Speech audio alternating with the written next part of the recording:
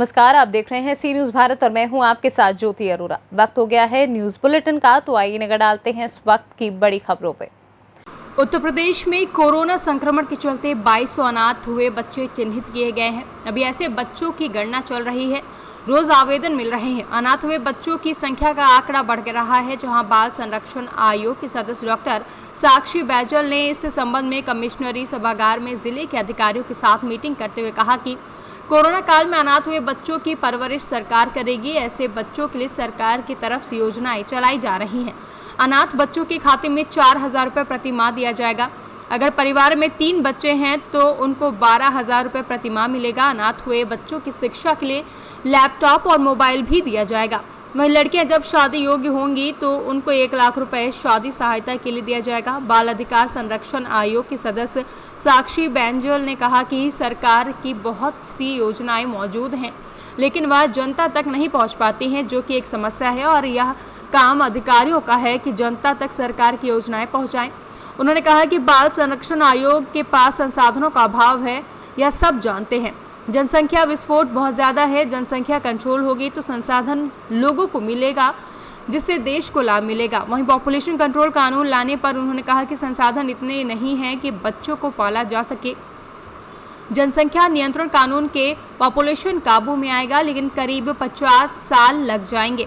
अलीगढ़ में भी कोरोना संक्रमण से 54 अनाथ बच्चों का नाम अप्रूव हुआ है, लेकिन लिस्ट 100 से अधिक की है, जिसे सत्यापित कराया जा रहा है। वहीं नगला मंदिर में भुखमरी से मर रहे परिवार के 4 बच्चों को भी बाल संरक्षण आयोग ने संज्ञान में लिया है। चौराहों पर बच्चों के भीख मांगने के सवाल पर उन्होंने कहा कि ऐसे बच्चों के पुनर्वास के प्रयास किए जा रहे हैं, लेकिन बच्चों के माता पिता भी भिक्षावृत्ति करवा रहे हैं। ऐसे माता पिता को रोकने का प्रयास किया जाता है, लेकिन यह समस्या बहुत बड़ी है। इस पर काबू पाने की कोशिश की जा रही है। इस संदर्भ में सरकार को भी बताया गया है।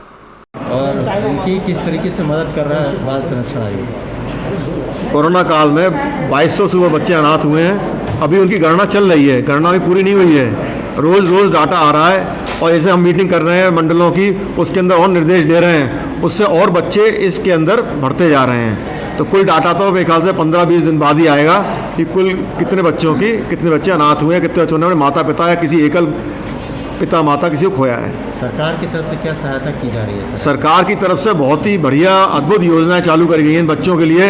एक तरह से सरकार ने इन बच्चों को अडॉप्ट कर लिया है। जिन बच्चों के अभिभावक या जिन बच्चों के अर्निंग मेंबर या जिन बच्चों के माता पिता में से किसी एक की मृत्यु हुई है या अर्निंग मेंबर की मृत्यु हुई है, उन बच्चों को 4000 रुपये प्रति माह दिया जाएगा। प्रति बच्चा 4000 प्रति बच्चा। 3 बच्चे हैं घर में तो 12000 रुपये हो गए।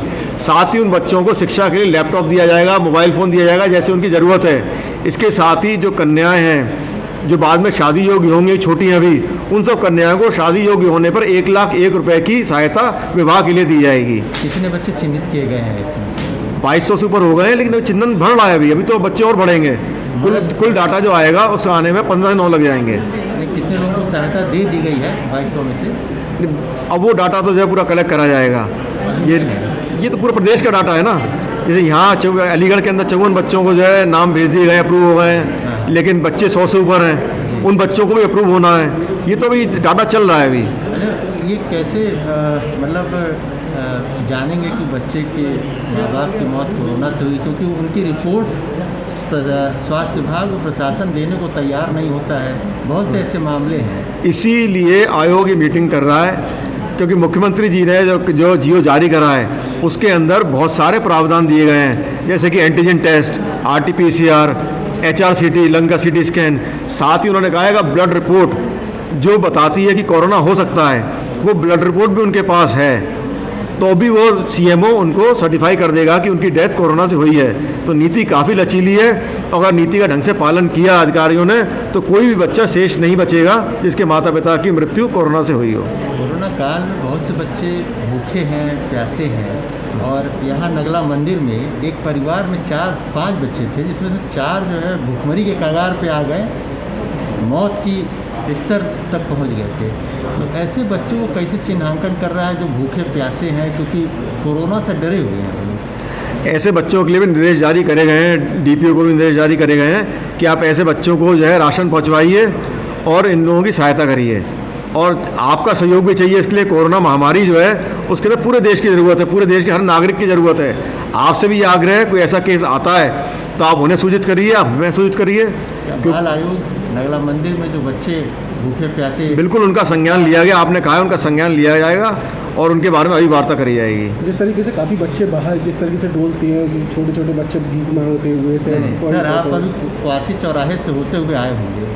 चौराहे पर तमाम बच्चे भीख मांगते हैं और ऐसे ही उत्तर प्रदेश के चौराहों पर तमाम बच्चे भीख मांगते हैं। तो इस पर क्या बाल संरक्षण आयोग कभी इसको संज्ञान में लिया है?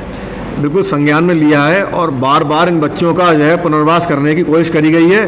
पर बहुत से माता पिता जो बच्चों के हैं वो बच्चों से भिक्षुवृत्ति करा करके अपना जो है आय अर्जित करते हैं या गलत काम करते हैं। बहुत से लोग शराब के लिए इस्तेमाल करते हैं। तो इन माता पिता द्वारा पकड़ा जाता है, लेकिन समस्या बहुत विकराल है। ये इस पर काबू पाने की कोशिश पूरी करी जा रही है। बाल संरक्षण आयोग कितना इस पर काबू पा सकता है? कोई योजना है इसको लेकर के? योजना कोई किसी तरीके की कोई कार्य? बाल आयोग योजना नहीं बनाता, बाल आयोग केवल जो है सरकार को बताता है। योजना बनाने का काम तो महिला कल्याण मंत्रालय का है।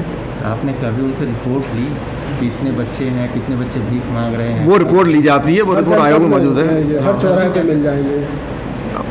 अच्छा, ये पॉपुलेशन कंट्रोल कानून जो है सरकार लेके आई है, तो इससे क्या असर पड़ेगा? क्या मतलब जो है बच्चों की संख्या? पॉपुलेशन कंट्रोल कानून से बिल्कुल असर पड़ेगा और इस देश की जनसंख्या वैसे ही 140 करोड़ से ऊपर है और संसाधन इतने नहीं है कि इतने लोगों को ये देश पाल सके। तो जनसंख्या कानून से अगर जनसंख्या भरना रुकेगी तो स्थिति पे काबू आएगा, लेकिन इसमें कम से कम जो 50 साल तो लग जाएंगे। बच्चों की प्रजनन में भी मतलब मृत्यु दर में कमी आएगी या प्रजनन दर में कमी आएगी? जब देश की जनसंख्या काबू में, बच्चों की संख्या ज़्यादा है तो उसका क्या असर पड़ता है?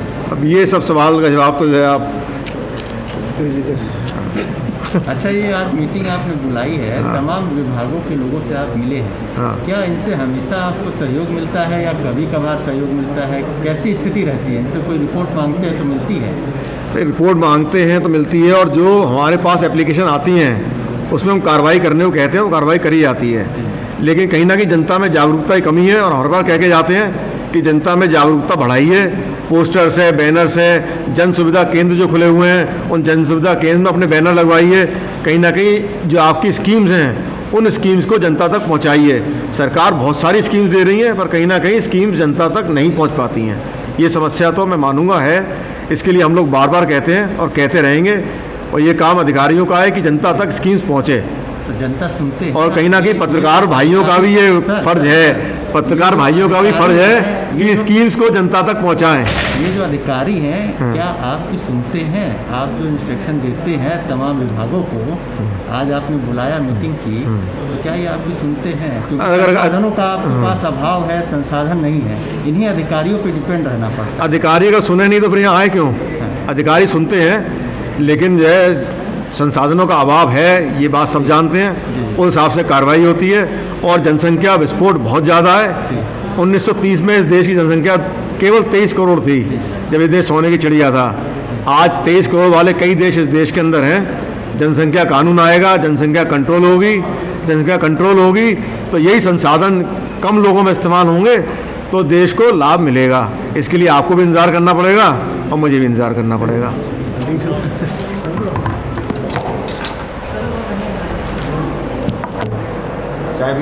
अलीगढ़ से सी न्यूज़ संवाददाता संजीव शर्मा की रिपोर्ट।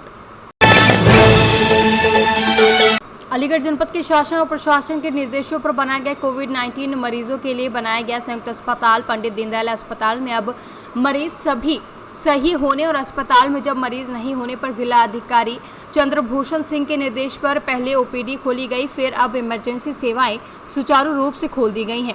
वहीं जब मुख्य चिकित्सा अधिकारी डॉक्टर एस.के. उपाध्याय से वार्ता की गई तो उन्होंने बताया कि अब कोविड-19 का कोई भी मरीज भर्ती नहीं है, सभी मरीज सही होकर अपने अपने घर चले गए हैं और अब सभी वार्ड खाली हैं जिनको साफ सफाई और सैनिटाइजेशन कराया जा रहा है।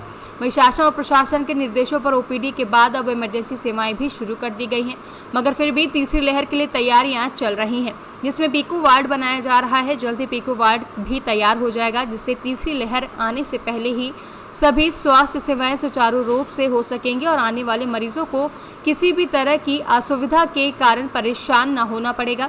इसलिए संयुक्त अस्पताल में पीकू वार्ड को तैयार किया जा रहा है, जिसमें बच्चों के साथ फैमिली मेंबर साथ रह सकेंगे। इस तरह की व्यवस्थाएं की जा रही हैं जिससे छोटे बच्चों को किसी भी तरह की परेशानी का सामना ना करना पड़े। वैसे भी अलीगढ़ कोरोना मुक्त हो चुका है, क्योंकि काफ़ी दिनों से कोई भी कोविड-19 का एक भी पॉजिटिव मरीज नहीं निकला है, जिससे शासन और प्रशासन और स्वास्थ्य विभाग ने राहत की सांस ली है। संयुक्त अस्पताल में अब इमरजेंसी भी चालू हो गई है, क्या आप कहना चाहेंगे? आज से हमारे अस्पताल में यानी पंडित दीनदयाल उपाध्याय संयुक्त चिकित्सालय में आकस्मिक सेवाएं प्रशासन के आदेशानुसार खोल दी गई हैं। इस वक्त हमारे यहाँ पर कोरोना का कोई भी मरीज भर्ती नहीं है। अब एक आध दिन में हम लोग इंडोर सेवाएं भी शुरू कर देंगे और इसके साथ साथ ऑपरेशंस भी शुरू कर देंगे उसके कुछ थोड़े दिनों के अंतराल में। क्या कोरोना मुक्त अलीगढ़ हो चुका है? अभी कोरोना मुक्त तो नहीं कह सकते, हाँ, पर 6-7 दिन से कोई केस पॉजिटिव नहीं आ रहा है।